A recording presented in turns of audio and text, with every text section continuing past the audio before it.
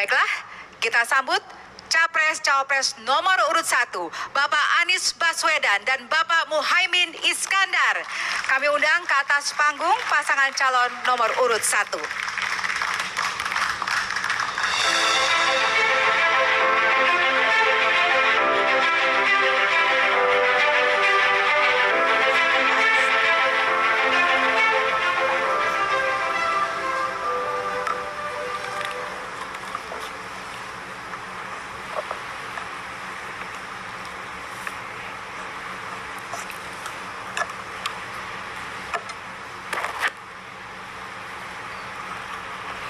Assalamualaikum warahmatullahi wabarakatuh. Selamat malam, salam sejahtera untuk semuanya. Yang kami hormati Ketua KPK Bapak Nawawi Pomolango dan seluruh pimpinan KPK, Ketua KPU yang saya hormati, Ketua Bawaslu, Ketua DKPP yang kami hormati, Kapolri atau yang mewakili, Jaksa Agung atau yang mewakili, yang kami hormati pasangan calon nomor 02 Bapak Prabowo Subianto, Bapak Gibran Rakabuming Raka, dan pasangan calon nomor urut 3 Bapak Ganjar Pranowo dan Bapak Mahfud MD, dan seluruh pimpinan partai, perwakilan partai pengusung, dan hadirin sekalian. Izinkan kami merespon apa yang tadi disampaikan oleh KPK. Kami melihat persoalan yang sama seperti tadi dipaparkan, bahwa komitmen untuk memberantas korupsi harus mulai dari puncak, dari yang paling atas. Dan kita menyadari Indonesia seperti yang disampaikan didirikan oleh orang-orang yang berintegritas. Dan contoh-contoh seperti Muhammad Hatta, Hugeng, Baharudin Lopa, dan akhir-akhir kemarin adalah Pak Artijo Alkostar adalah contoh pribadi-pribadi berintegritas yang saya rasa harus kita kembalikan lagi di Republik ini. Ini persoalan yang amat serius, yang tidak boleh kita anggap enteng dan sederhana.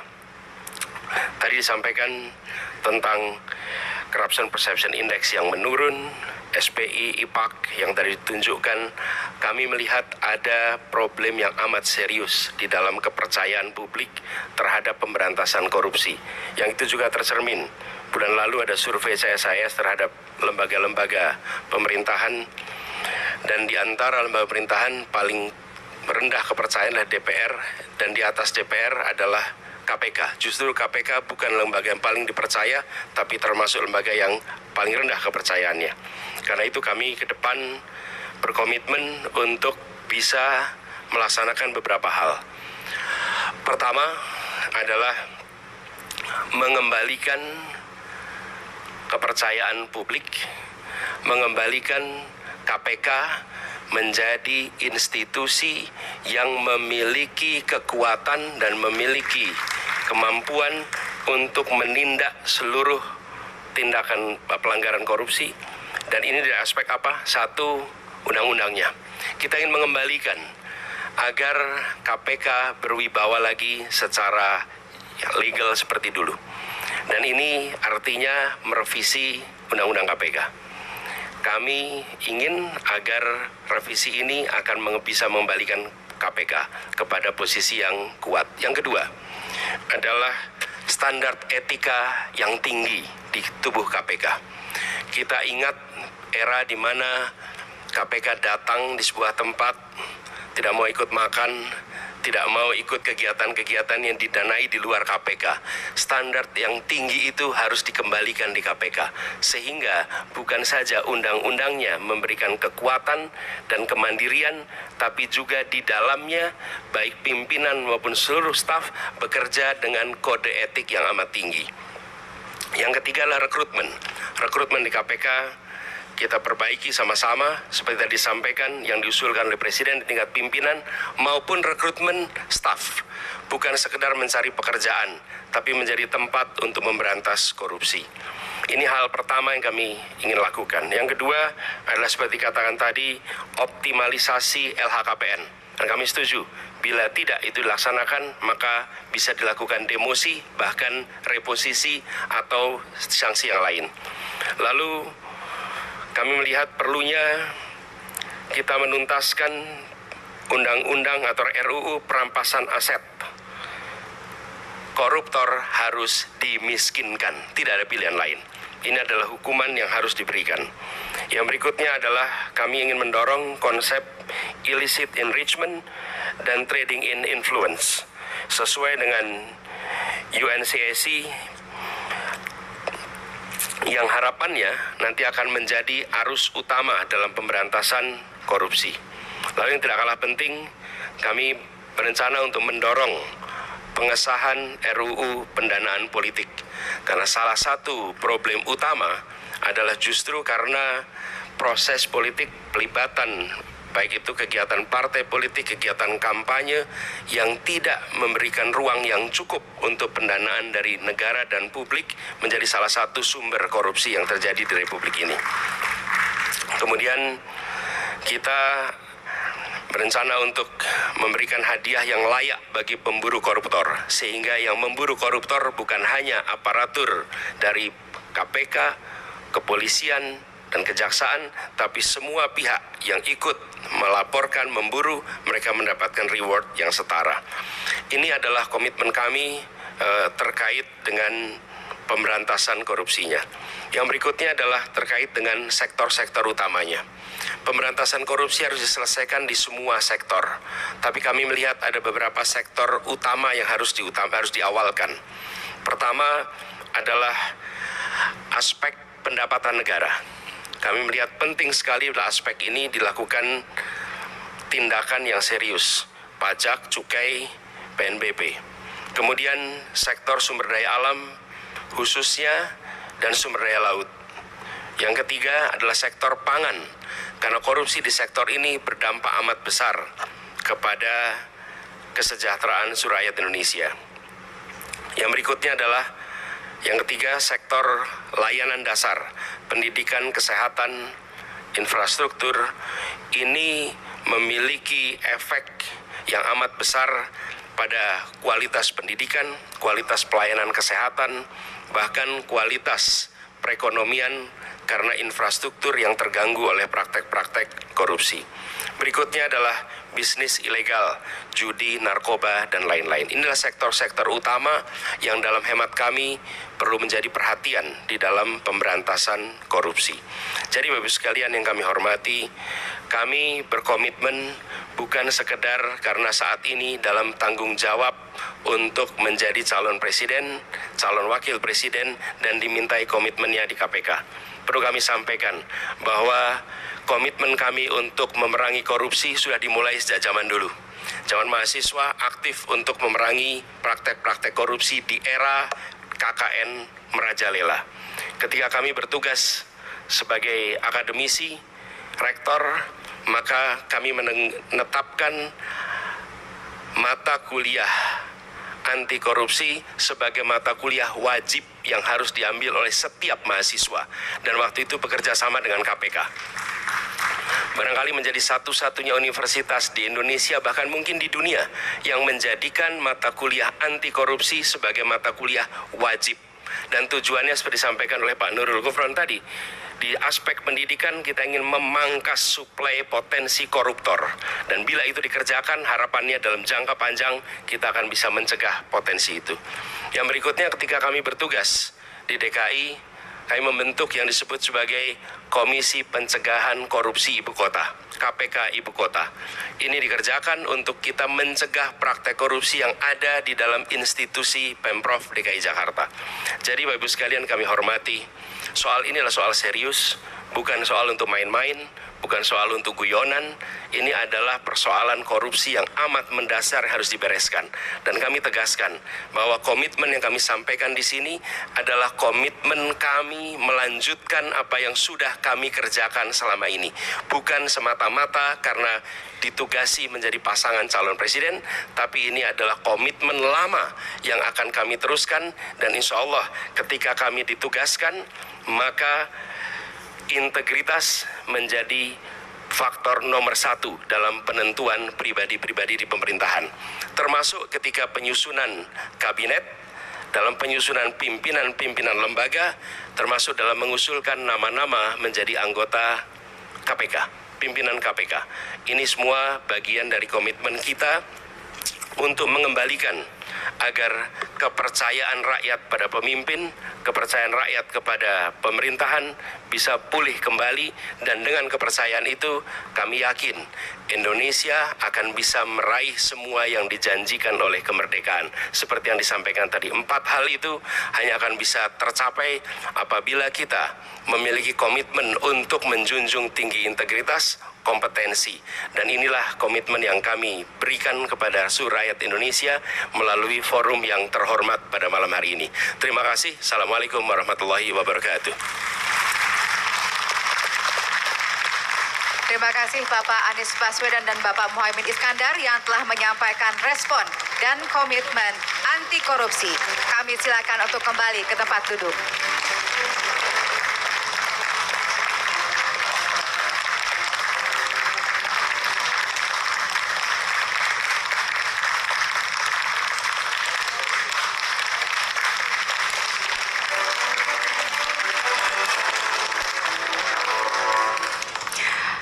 Mendengarkan respon dan pidato komitmen anti korupsi dari paslon selanjutnya. Kita sambut Capres-Cawapres nomor urut 2, Bapak Prabowo Subianto dan Bapak Gibran Rakabuming Raka. Kami undang ke atas panggung pasangan calon nomor urut 2.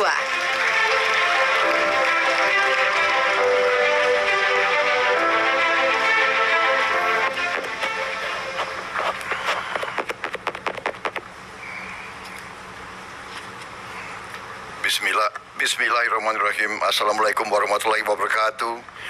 Selamat malam, salam sejahtera bagi kita sekalian. Shalom Om Swastiastu, Namo Buddhaya, salam kebajikan. Yang saya hormati, yang saya banggakan, Ketua KPK Bapak Nawawi Pamulanggo beserta seluruh Dewan Pengawas dan pimpinan KPK, Ketua KPU Bapak Hashim Asyari atau yang mewakilinya, Ketua Bawaslu Bapak Rahmat Bagja, Ketua DKPP Bapak Hedi Lugito, Bapak Febri Adriansyah, Jampitsus mewakili Jaksa Agung, Komjen Polisi Wahyu Widada, Kabar Eskrim mewakili Kapolri, pasangan calon Presiden Wakil Presiden 01 Bapak Anies Baswedan dan Bapak Muhaimin Iskandar yang saya hormati, pasangan calon Presiden dan Wakil Presiden 03 Bapak Ganjar Pranowo dan Profesor Mahfud MD yang saya hormati. Kita telah kumpul di tempat yang baik ini untuk membahas masalah korupsi. Dan saya kira kita semua menyadari dan faham benar betapa masalah korupsi ini merusak kehidupan bangsa dan negara dan membahayakan keselamatan sebuah negara. Negara-negara yang dikatakan gagal sebagian besar adalah karena tidak mampu mengendalikan, mitigasi ataupun menghilangkan korupsi. Justru yang tadi disampaikan oleh pimpinan KPK benar-benar relevan. Kita faham justru negara seperti kita yang hidupnya banyak sekali tergantung sumber daya alam, disitulah terjadi praktek-praktek korupsi yang sangat mengganggu kelangsungan hidup suatu bangsa. Semua upaya yang sudah disampaikan oleh KPK harus kita dukung.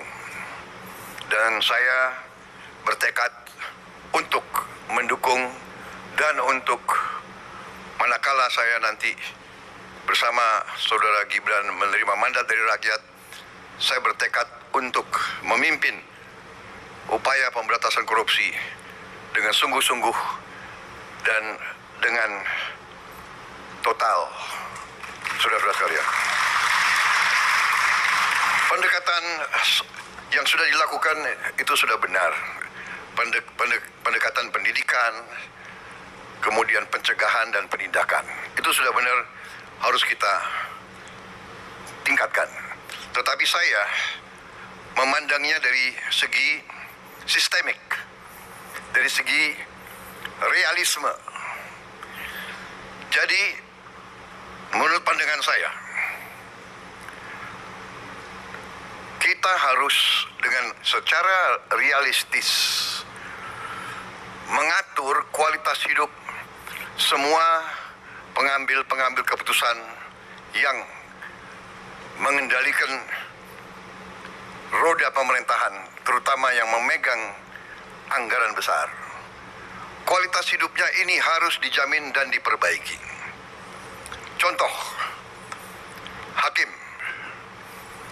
Di negara-negara yang maju, yang harus kita pelajari, hakim-hakim, apalagi hakim tertinggi, hakim agung, itu dijamin jabatannya seumur hidup. Dia hanya bisa berhenti apabila dia sakit, dia minta berhenti, atau dia meninggal.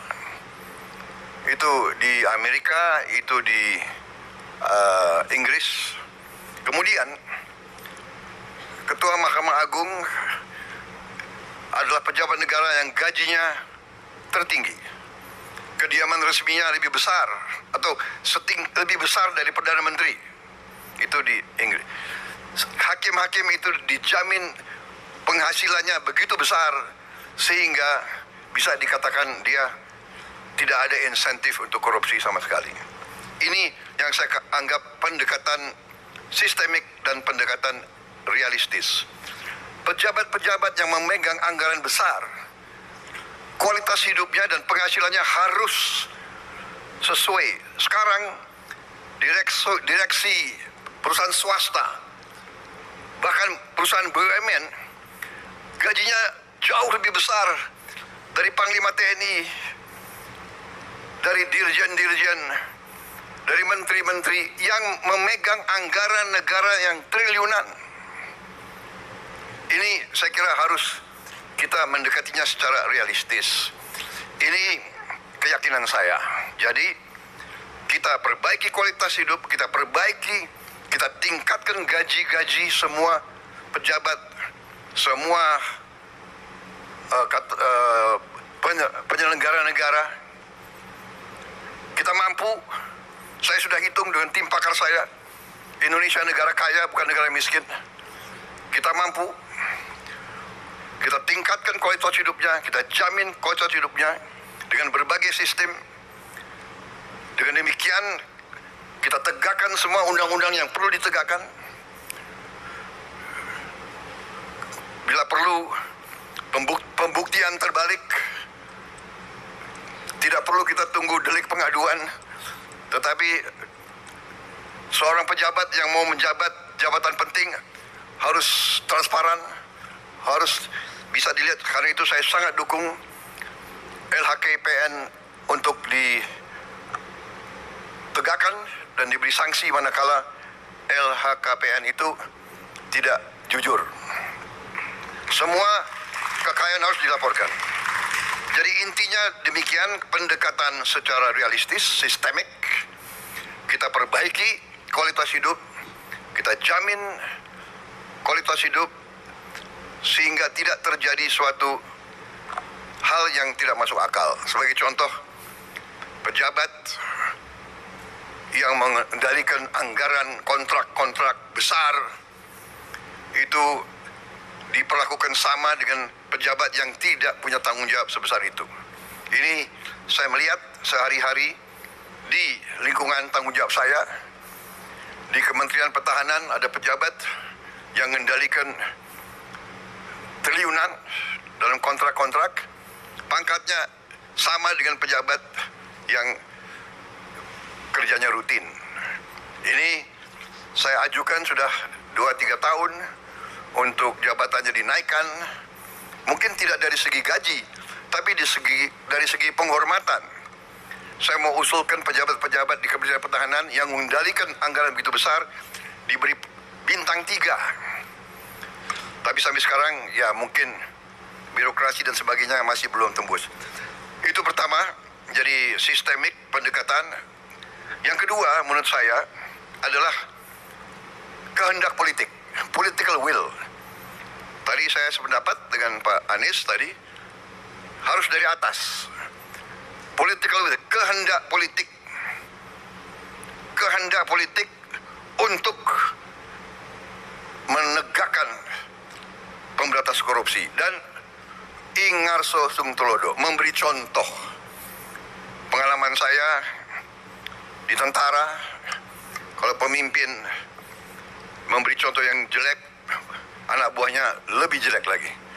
Jadi kita selalu harus memimpin dengan contoh, memimpin dari depan, transparan, dan kita harus selalu menegakkan walaupun mungkin berat. Saya kira intinya itu, saya dukung semua upaya yang tadi disampaikan oleh KPK, semua upaya mitigasi, pencegahan, dan penindakan. Tetapi yang paling inti adalah pendekatan sistemik. Kita perbaiki sistemnya. Sesudah sistem diperbaiki dengan political will, kita tindak sekeras-kerasnya yang menyimpang dari ketentuan kita. Korupsi adalah yang bisa merusak Indonesia, bisa gagalkan Indonesia untuk dengan cepat meningkat menjadi negara maju. Dan itu yang kita inginkan dan itu yang bisa kita capai. Negara kita sangat kaya, negara kita sangat potensial, dan negara kita sangat-sangat mungkin melompat menjadi negara yang hebat. Terima kasih. Wassalamualaikum warahmatullahi wabarakatuh. Terima kasih Bapak Prabowo Subianto dan Bapak Gibran Rakabuming Raka yang telah menyampaikan respon dan komitmen anti korupsinya. Kami persilakan untuk kembali ke tempat duduk.